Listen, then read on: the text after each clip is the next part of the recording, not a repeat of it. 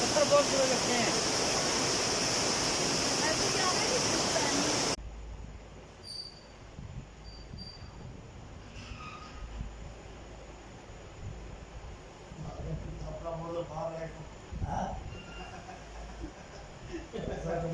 कोई नहीं, अज उन्होंने बाहर आके 12:30 होने ने।